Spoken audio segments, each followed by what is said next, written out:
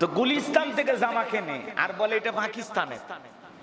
জামা কেনে কোথা থেকে? গুলিস্তান, মানে শেষে কিন্তু মিল আছে, পাকিস্তান গুলিস্তান, কথা কয় না কে? কথা কি বুঝতে পারছেন?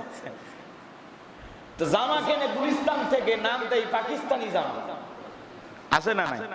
এই কথা বইলা 1000 টাকা 500 টাকার জামা 5000 10000 12000 15000 টাকা করে বিক্রি করতেছে। তো গুলিস্তান থেকে জামা কেনে আর বলে এটা পাকিস্তানে।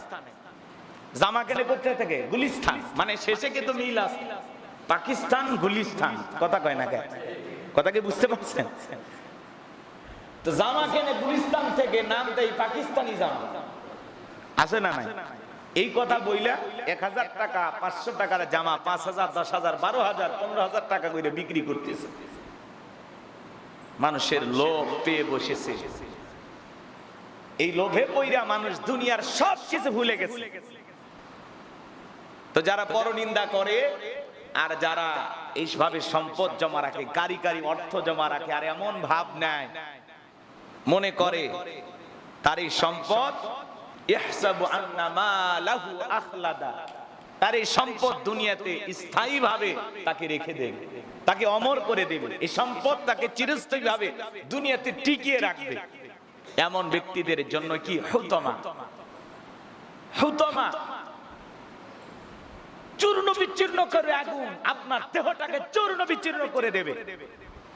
এমন আগুন হৃদয় পর্যন্ত পৌঁছে যাবে। চিন্তা করেন, ওই আগুনের ভিতরে চূর্ণ বিচূর্ণকারী আগুন, ঢাকনা তো এমনি দেওয়া হচ্ছে না। ঢাকনা কেন দিচ্ছে? ওই চূর্ণ বিচূর্ণকারী আগুন আপনাকে এমন ভাবে ধরবে, তুলবে, আশ্রাবে, ভেঙে ফেলে দিবে, তছনছ করবে। ওই আগুনের লেলিহান শিখায় আপনি উপরে উঠে যাবেন, নিচে পড়বেন। এই জন্য ঢাকনার ব্যবস্থা করা থাকবে। চিন্তা করেন, ঢাকটার ব্যবস্থা কেন করা হবে? কারণ ওই ব্যক্তির এত চিৎকার মারবে, হুতামা নামের জাহান্নামে যারা যাবে,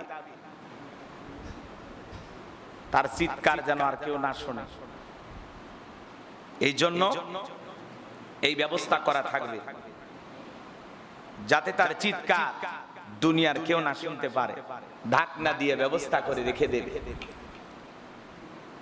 বড় বড় দেখেন না আপনারা, ওই যে ইটার ভাটায় যেরকম আগুন লাগানোর আগে দেখবেন চতুর্দিক দিয়ে মুখ টুক একেবারে বেঁধে দেয়, দেখেন না আপনারা? দেখেন না? দেখেছেন তো নাকি বলেন? এরপরে তো বড় বড় অনেক কিছু দিয়া ভিতরে একটা জায়গা আছে, সেখান থেকে খালি জ্বালায় আগুন, জ্বালায় আগুন। আর সেই বড় একটা চুঙ্গি আছে যেটা দিয়ে ধোঁয়া বের হয়, দেখেন না? তো এইরকম ভাবে হুতমা নামের জাহান্নামে যারা যাবে তাদেরকে এইভাবে শাস্তি দেওয়া হবে। একটা ঢাকনা দেওয়া হবে, তার ভিতরে তাকে ঢুকানো হবে। এরপরে আগুন জ্বলবে, আগুন জ্বলবে, আগুন জ্বলবে। আল্লাহ তাআলা বলেন নারুল্লাহিল মুকাদা, এটা আল্লাহ তাআলার প্রজ্বলিত এক আগুন। আহা, সেই জাহান্নামের আগুন স্পর্শ করবে, জ্বালায়া দেবে, চূর্ণ বিচূর্ণ করে দেবে। চিন্তা করেন, সেই ভয়ঙ্কর জাহান্নামের আগুন, সেই হুতমা থেকে বাঁচার জন্য আমাদের পরনিন্দা ছাড়ার দরকার আছে না নাই? মানুষের সামনে হোক পেছনে হোক গীবত করব না, পরনিন্দা করব না, সমালোচনা করব না, এগুলো থেকে বিরত থাকবো। আল্লাহ যেন আমাদের সঠিক বুঝ দান করেন। জোরে বলেন আমিন। আল্লাহ রাব্বুল আলামিন কত সুন্দর করে সেই কথাগুলো তুলে ধরতেছেন। এই দুনিয়ার মানুষকে সাবধান করে দিচ্ছেন, সতর্ক করে দিচ্ছেন, যাতে আমরা দুনিয়ার জমিনে পরনিন্দায় ব্যস্ত না হয়ে মানুষের সামনে হোক পেছনে হোক গীবত না করি, ইশারা ইঙ্গিতে গীবত না করি, আমাদের আচরণের মাধ্যমে মানুষকে যেন আমরা কষ্ট না দেই, কারো অনুপস্থিতিতে তাকে নিয়ে যেন আমরা কোনো বাজে সমালোচনা না করি, খারাপ কোনো মন্তব্য না করি, কোনো ব্যক্তির সামনে হোক পেছনে হোক এমন কোনো কথা নিয়ে আলোচনা না করি যে আলোচনা, যে কথা তার কান পর্যন্ত পৌঁছে গেলে সেই ব্যক্তি কষ্ট পাবে, মনে ব্যথা পাবে, আঘাত পাবে। এমন কোনো বিষয় নিয়ে আমরা যেন সমালোচনা না করি, পরনিন্দা না করি, সামনে হোক পেছনে হোক বদনাম না করি। এই সমস্ত মানুষদের জন্য এই জাহান্নামের আগুন, এই হুতমা নামের জাহান্নামের আগুনে যারা জ্বলবে বাজার, এই আগুনটা তার দেহ পর্যন্ত গ্রাস করে ফেলবে। ভালো করে বোঝার চেষ্টা করবেন বাজান। এই দুনিয়ার জমিনে রবের গোলামি করেছে যারা, এক আল্লাহর ইবাদত করেছে যারা, যারা সিরাতাল মুস্তাকিমের পথে পরিচালিত হয়েছে, যারা রাসূলের রেখে যাওয়া আদর্শ মোতাবেক চলেছে, যারা রবের গোলামিতে সারাটা জিন্দেগি কাটায় দিয়েছে, যারা আল্লাহর খাঁটি মুমিন মুত্তাকি বান্দা ছিল, নেক আমল করে কবরে যাবে যারা, সঠিক উত্তর দিতে পারবে তারা। ওই কবরের ভিতরে যখন প্রশ্ন করা হবে মার রব্বুকা, তোমার রব কে, ওই নেককার মুমিন মুত্তাকি আল্লাহর পছন্দের খাঁটি গোলাম খাঁটি মুসলমান জবাব দিয়ে বলবে রব্বি আল্লাহ, রব্বি আল্লাহ, আমার রব আমার আল্লাহ। আল্লাহু আকবার। কিন্তু যারা নাফরমান, যারা গুনাহগার, যারা দুনিয়াতে বলেছিল খাও দাও ফুর্তি করো, দুনিয়াটা মস্ত বড়, যারা শয়তানের ওয়াসওয়াসায় পড়ে মিসগাইড হয়েছিল, ভুল পথে পরিচালিত হয়েছিল, যারা গুনাহের সাগরে হাবুডুবু খেয়েছিল, গুনাহ করে অন্ধকার কবরে যাবে যারা, প্রশ্নের উত্তর দিতে পারবে না তারা। যারা গুনাহ নিয়ে শয়তানের ধোকায় পড়ে ওয়াসওয়াসায় পড়ে গুনাহের সাগরে হাবুডুবু খেয়েছে, আল্লাহর অবাধ্য গোলাম ছিল, নামাজ পড়ে নাই, রোজা রাখে নাই, আল্লাহর বিধান মোতাবেক চলে নাই, কোরআন হাদিস বোঝে নাই, আমল করে নাই, মানে নাই, যারা গুনাহ করে অন্ধকার খবরে যাবে, তাদেরকে যখন প্রশ্ন করা হবে মার রব্বুকা, তারা ফেল ফেল করে তাকিয়ে থাকবে আর বলবে হাই হাতা লা আদরি, তারা আফসোস করবে, বলতে পারবে। তাহলে কবরের এক নাম্বার প্রশ্ন মার রব্বুকা। রব শব্দ আছে না নাই? কথা বলে না কেন? জীবনের পরতে পরতে সব জায়গা রব। কবর কিন্তু জায়গা ভালো না। নেক আমল করে গেলে কবর তাদের জন্য ভালো, কিন্তু যারা বদ আমল করে যাবে, অবাধ্য আল্লাহর গোলাম হয়ে যাবে, কবর তাদের সাথে ভালো ব্যবহার করবে না। কিন্তু কবর কঠিন জায়গা। দাদা গেল আসলো না, বাবা গেল আসলো না, আপনি আমি একদিন যাব, কেউ ফিরবো না। কবর বড় কঠিন জায়গা। কথা বলেন ঠিক কিনা? এখান থেকে ফোন দিলে আমেরিকার খবর পাওয়া যায়, কিন্তু 3.5 হাত মাটির নিচে কবরে কি হয় দুনিয়ার কোনো মানুষ জানতে পারে না। ভারতের কিছু যুবক ইউটিউবার তারা রং ঢং করার জন্য চিন্তা করে আমরা এত তথ্য পাই, দেখি তো কবরে কি হয়। এই জন্য তারা একটা লাশ কবরে রাখার পরে, আমার ভাইরা সেখান থেকে কিছু ভিডিও নেওয়ার চেষ্টা করেছিল, সব পুরে ছাই হয়ে গেছে। আমার কিছু যুবক বলে না এইভাবে হবে না, কি করা যায়, আমরা কবর বানায়া ঘুমায়া থাকবো, দেখি তো আসে কিনা, কিছু হয় কিনা। ভিডিও বানান নিয়তে কবর বানায় শুয়ে আছে, ওদের যন্ত্রপাতি পুড়ে গেছে। আর কবরের ভিতরে ওই অবস্থায় থাকার পরে এমন একটা ভয়, এমন একটা আতঙ্ক দেখেছে, বেশ কয়েকদিন ধরে লোকগুলো অসুস্থ ছিল। চিন্তা করেন বাজান গো আমার, কবর নিয়ে তামাশা চলে। দুনিয়ার সব তথ্য আপনি পাবেন, সব তথ্য পাবেন, কিন্তু এই 3.5 হাত মাটির ঘরে কি হয় এই তথ্য আবিষ্কার করা যাবে না, এটা সম্ভব না। কথা বলেন ঠিক কিনা? এজন্য বাজান গো আমার, সব জায়গার ভিডিও ধারণ করতে গেলে অবস্থা এমনই হয়। আল্লাহ যেন আমাদের সকলের অন্তরের ভিতরে কবরের ভয় পয়দা করে দেন, জাহান্নামের আগুনের ভয় পয়দা করে দেন, পরকালের জবাবদিহিতার ভয় পয়দা করে দেন। জোরে বলেন আমিন।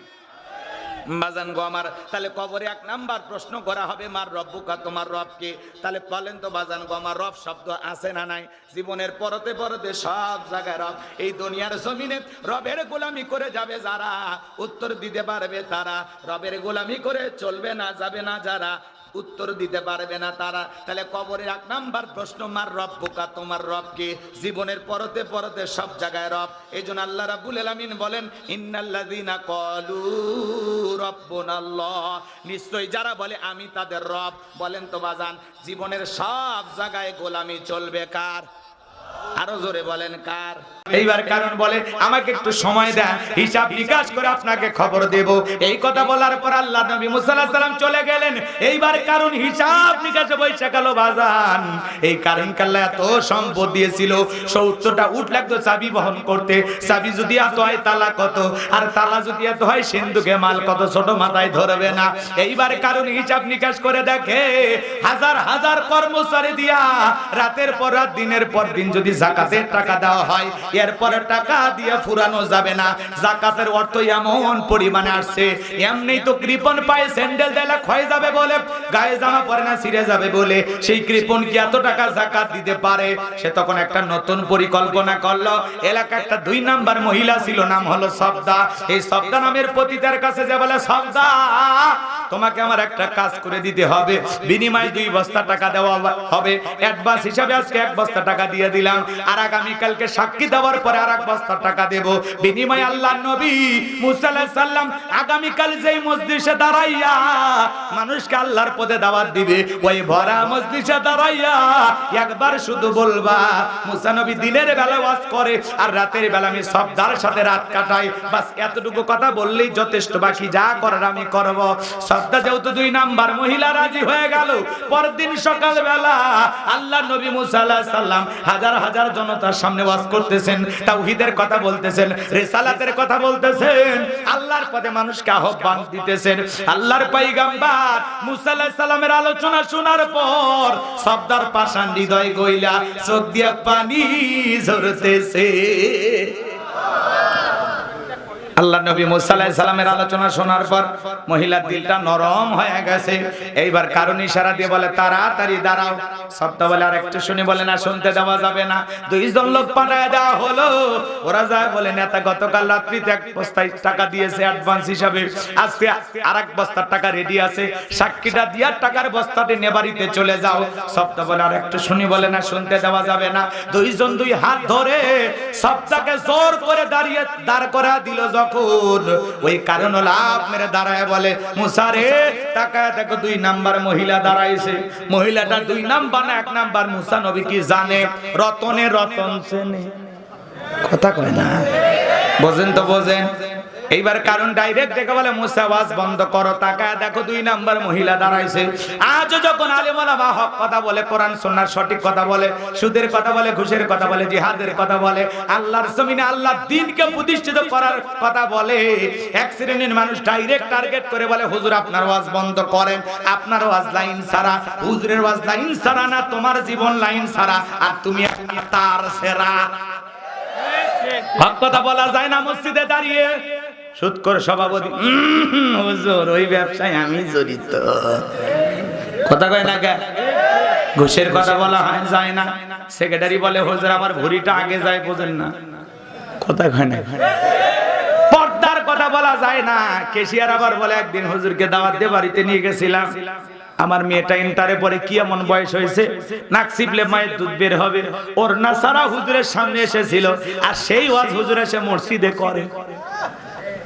আসলে হুজুর ওর মেয়ের ওয়াজ করে না, অন্য মেয়ে, মানে বলে একদিকেও ধরে নেয় আর একদিকে আছে না। না, আজকে হক কথা বলা যায় না।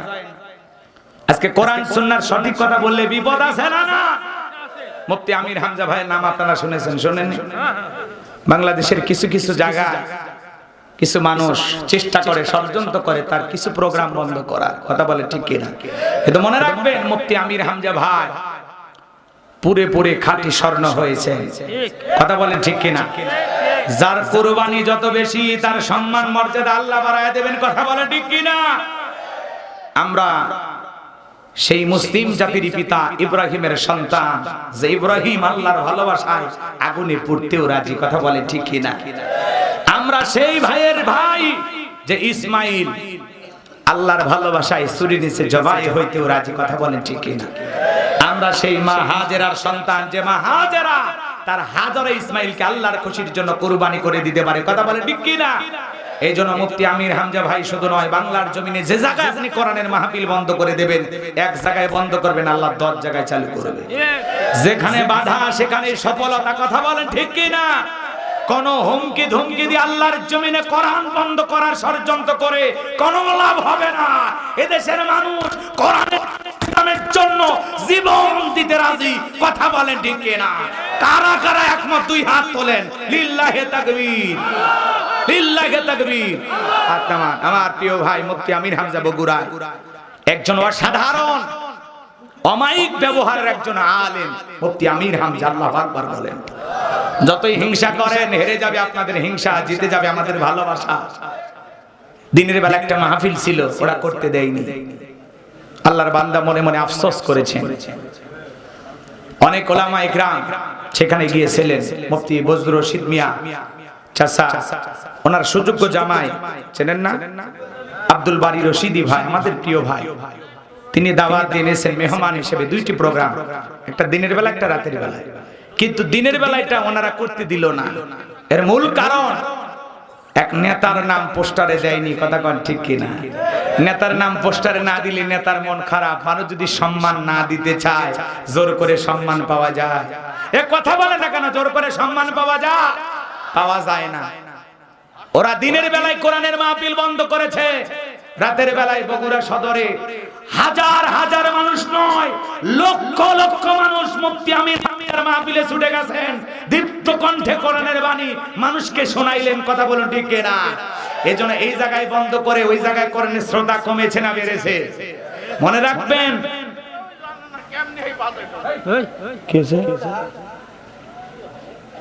সমস্যা হ্যাঁ? এই মুফতি আমির হামজার ভাইয়ের নাম শুনলে আপনাদের রাগ লাগে না মোহাব্বত? কারা কারা আমির হামজা ভাইকে ভালোবাসেন একটু হাত তোলেন তো। লিল্লাহে তাকবীর।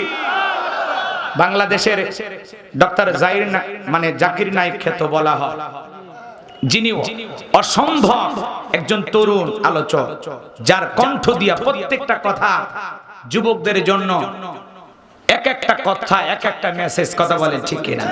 যিনি কোরআন সুন্নাহকে গবেষণা করে চমৎকার ভাবে কথাগুলো উপস্থাপন করেন। কথা বলেন ঠিক কিনা? ডক্টর জাকির নায়েক, বাংলাদেশের জাকির নায়েক যুবকেরা নাম দিয়েছে। কথা কোন ঠিক কিনা? 3 বছর কারাবন্দী ছিলেন। মুক্ত হওয়ার পরে যেখানেই যায় জনতার ঢল। আগের চাইতে শ্রোতা কয়েক গুণ বেড়েছে। লক্ষ লক্ষ মানুষ কোরআন শোনার জন্য, তার কণ্ঠে একটি আয়াতের কথা শোনার জন্য পাগলের মতো ছুটে যায়। কথা বলে ঠিক কিনা?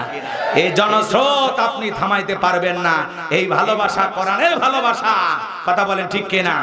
যেভাবে গণজোয়ার সৃষ্টি হয়েছে, যেভাবে যুবকেরা দিনমুখী হয়েছে, যেভাবে যুবকেরা পঙ্গপালের মতো তাফসীর মাহফিলে ওলামা ইকরামদের কণ্ঠে, দ্বীনের দায়ীদের কণ্ঠে, কোরআনের মুফাসসিরদের কণ্ঠে কোরআন শোনার জন্য বাদনা জোয়ার নেমেছে।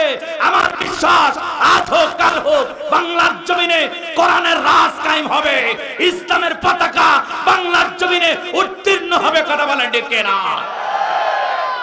এই গণজোয়ার থামানো যাবে না।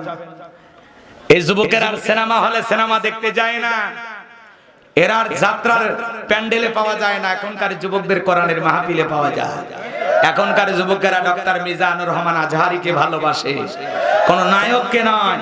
মুফতি আমির হামজাকে ভালোবাসে, কোন নায়ককে নয়। কথা বলে ঠিক কিনা? কষ্ট হচ্ছে আপনাদের, মন খারাপ করবেন না বাজান। এজন্য বললাম, এক জায়গায় কোরআনের কথা বন্ধ করে দেবেন, আল্লাহ 10 জায়গায় চালু করে দেবে। কোন ষড়যন্ত্র করে কোনো লাভ হবে না। কোরআন বন্ধ করতে চায় কারা জানেন? আমার আল্লাহ বলেন, ওয়াকালাল্লাযীনা কাফারু লা তাসমাউ লিহাযাল কুরআনি ওয়ালগাউ ফীহি লাআল্লাকুম তাগলিবুন। আল্লাহ তাআলা জানা দিলেন কাফেরদের স্লোগান। ওয়াকালাল্লাযীনা কাফারু, কাফেররা বলল, লা তাসমাউ লিহাযাল কুরআন, কোরআন শ্রবণ করো না। যেখানে মুহাম্মদ সাল্লাল্লাহু আলাইহি সাল্লাম কোরআনের আলোচনা করে ওই জায়গায় হট্টগোল সৃষ্টি করো। ওয়ালগাউ ফীহি লাআল্লাকুম তাগলিবুন, ওখানে হট্টগোল সৃষ্টি করো, তালি বাজাও, সিজদাও, ঢোলক পিটাও, যেভাবে হোক কোরআনের কথা যদি বন্ধ করতে পারো, আমরা কাফেররা বিজয় লাভ করব। আবু জেহেল, উতবা, সাইবা ওরা চেষ্টা করেছিল, কোরআন বন্ধ করতে পারে না। আজকেও পৃথিবীতে যারা কোরআন বন্ধ করার ষড়যন্ত্র করবে, এরাও পারবে না। ইসলামকে থামিয়ে দিতে আসবে যারা, ওদের জীবনকে আমার আল্লাহ থামিয়ে দিবেন। কথা বলেন ঠিক কিনা? আমাদের আফসোস লাগে ওই জায়গায় বাংলার জমিনে বাণিজ্য মেলার নামে রাত 12টার পরে নর্তকীর গায়ে একটা সুতার কাপড় থাকে না, ওখানে 144 জারি করা হয় না। যারা বাংলার জমিনে কিছু কিছু জায়গায় তাফসীর মাহফিলে, ওয়াজ মাহফিলে আলেমদের কথা শুনে 144 জারি করে কোরআনের মাহফিল বন্ধ করে দেয়, আমার বিশ্বাস এরা মুসলমান হতে পারে না। কথা বলে ঠিক কিনা? চলুন বাজান সামনের দিকে যাই। যে কথা বলতে চাচ্ছিলাম, কারণ ডেকে বলে মুসা ওয়াজ বন্ধ করো। কথা কয় না? আজও যারা এই স্লোগান দিয়ে বলবে হুজুর ওয়াজ বন্ধ করেন, এরা হলো সমাজের ডিজিটাল কারণ। কথা কয় না? কোরআনের কথা খারাপ লাগে, অন্তরে জ্বালা পড়া হয়, তাহলে বুঝবেন অন্তরে ভাইরাস আছে, আপনার চিকিৎসা হওয়া দরকার। কথা কোন ঠিক কিনা? এইবার কারণ ডেকে বলে, ও আল্লাহর নবী মুসা, আওয়াজ বন্ধ করো, তাকায় দেখো 2 নাম্বার মহিলা দাঁড়াইছে। আর ডেকে বলে, সবদা তোমার যা বলার তুমি বলো, আমি তোমার সাথে আছি। এবার সবদা ডেকে বলে, কারণ তুমি বসো, আমি যেহেতু দাঁড়িয়েছি বলার জন্য আমাকে বলতে দাও। এইবার ডেকে বলে সবদা জনগণকে লক্ষ্য করে ডেকে বলে, ও জনগণ শোনো দিয়া মন, আমি জীবনে কোনোদিন আল্লাহর নবী মুসাকে দেখি নাই। আজকে মুসা নবীর আলোচনা শোনার পর আমার পাষাণ্ডি দই গই লাগেছে, আমার চোখ দিয়ে পানি পড়েছে। আমি সিদ্ধান্ত নিয়েছি আর খারাপ কাজ করব না, অশ্লীল কাজ করব না। আমি সিদ্ধান্ত নিয়েছি আমি তওবা করে ঈমান গ্রহণ করব। আলেমদের ওয়াজের মাধ্যমে বেনামাজি নামাজি হয়ে যায়, সুদখোর ঘুষখোর ভালো হয়ে যায়, বেপরদায় চলা মা বোনেরা পর্দা করে, দাড়ি কাটা যুবকটা দাড়ি রাখে। আলেমদের ওয়াজের মাধ্যমে অসংখ্য মানুষ আল্লাহওয়ালা হয়। কথা বলেন ঠিক কি না? ভালো করে বোঝার চেষ্টা করবেন বা জানবো আমার। এইবার সবদা ডেকে বলে, আমি আর খারাপ কাজ করব না, অশ্লীল কাজ করব না, আমি তওবা করে ঈমান গ্রহণ করব।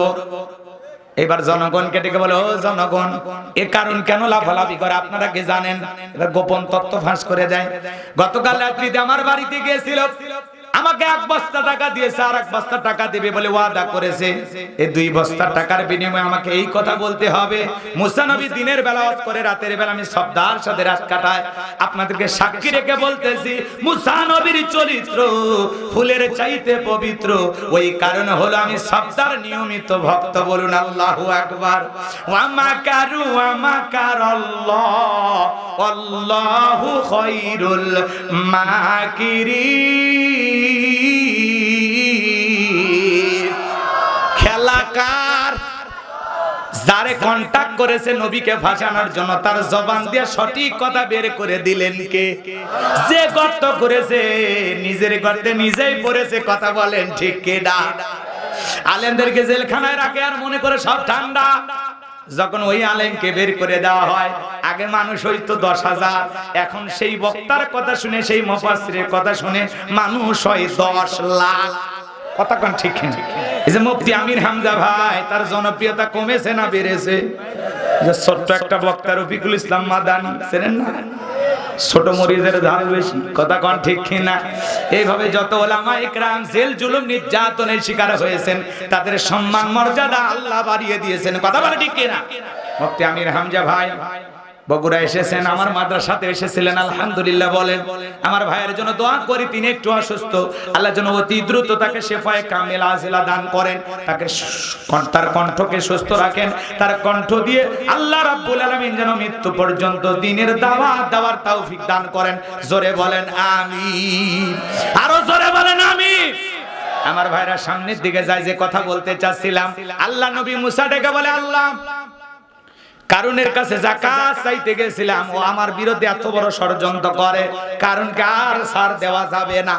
আল্লাহ গো, আপনি কে জমিন, আল্লাহ তাআলা কে পয়গম্বর ডেকে বলে, আল্লাহ আপনি জমিনকে অর্ডার দেন, জমিন যেন কারণের ধন সম্পদ সহ জমিনের ভিতরে জমিন যেন তার গ্রাস করে ফেলে। আল্লাহ রাব্বুল আলামিন দোয়া কবুল করলেন। এইবার কারণের ধন সম্পদ সব কিছু সহ জমিনের ভিতরে যখন হাঁটু পর্যন্ত চলে গেছে, ও বলে ব্যাপার না, লাফ দিয়ে উঠতে পারবো। মাজা পর্যন্ত যখন চলে গেছে, বলে দেহে শক্তি আছে, লাফ দিয়ে উঠতে পারবো।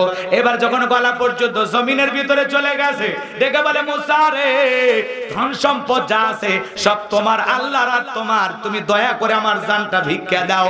আল্লাহ নবী মুসা আলাইহিস সালাম ডেকে বলে, কারণ রে আল্লাহুস সামাদ, আমার আল্লাহ অমুখপেক্ষী, আমার আল্লাহ কারো কাছ থেকে কিছু নাই না, আমার আল্লাহ শুধু দিয়েই যায়। তুই সম্পদের বড়াই করেছিলিস, আল্লাহ রাস্তায় যাকাত দিতে তোর ইচ্ছা করে না, কারণ রে তোর ধন সম্পদ সহ জমিনের ভিতরে চলে যা, আর পৃথিবীর ইতিহাসে সাক্ষী থাক, তোর মতো যারা সম্পদ জমা রাখবে, আল্লাহ রাস্তায় খরচ করবে না, কঠিন কিয়ামতের ময়দানে তুই কারণের কাতারে আল্লাহ তাদেরও বিচার করবে। কথা বলেন ঠিক কিনা? এজন্য যাকাত দিলে সম্পদ কমে না। আল্লাহ তাআলা বলেন, আল্লাযীনা হুম লিয-যাকাতি ফাঈলুন।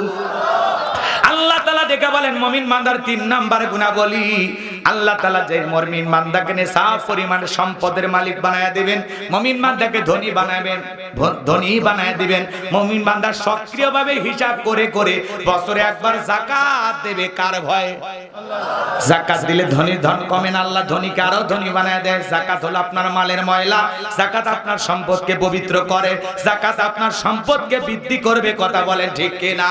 যত যাকাত দেবেন বাজান গো আমার, যাকাত দেওয়ার বিনিময়ে প্রত্যেক বছর সম্পদ আল্লাহ বৃদ্ধি করে দেবেন। আর যারা যাকাত না দিয়া সম্পদ জমা রাখে, সূরা তাওবার ভিতরে আল্লাহ তাআলা বলেছেন, যারা স্বর্ণ রূপা টাকা পয়সা জমা রাখে, আল্লাহর রাস্তায় বিলাতে চায় না, খরচ করতে চায় না, তাদের জন্য রয়েছে আযাবের সুসংবাদ। আপনার সম্পদ টাকা পয়সা যারা ব্যাংকে জমা রেখেছেন, কোটি কোটি টাকা আছে, আপনি খরচ করেন না, যাকাত দেন না, মনে রাখবেন এই সম্পদ আপনার বিষাক্ত সাপ হয়ে জাহান্নামের ভিতরে আপনাকে সবল মারবে। এত জোরে জোরে কামড় মারবে, আপনি তখন বলবেন, কি রে এত জোরে কামড় মারিস কেন? কই বোঝো না আমি তোমার দুনিয়ার মাল সম্পদ। কথা কোন ঠিক কি না? এজন্য আল্লাহর রাস্তায় হিসাব করে করে প্রত্যেক বছর হিসাব করে করে কয় লাখ টাকার কয় হাজার টাকা যাকাত আসে, কয় কোটি টাকার কয় লক্ষ টাকা যাকাত আসে, হিসাব করে করে যাকাত দেওয়ার দরকার আছে না নাই? কারা কারা যাকাত দিবেন হাত তোলেন। আল্লাহ সবাইকে যাকাত দেওয়ার মতো অর্থ দান করুন। জোরে বলুন আমিন। আরো জোরে বলুন আমিন। হাত নামান। সম্মানিত ভাইয়েরা আমার, মুমিন বান্দার 4 নাম্বার গুণাবলী, ওয়াল্লাযীনা হুম লিফুরুজিহিম হাফিজুন।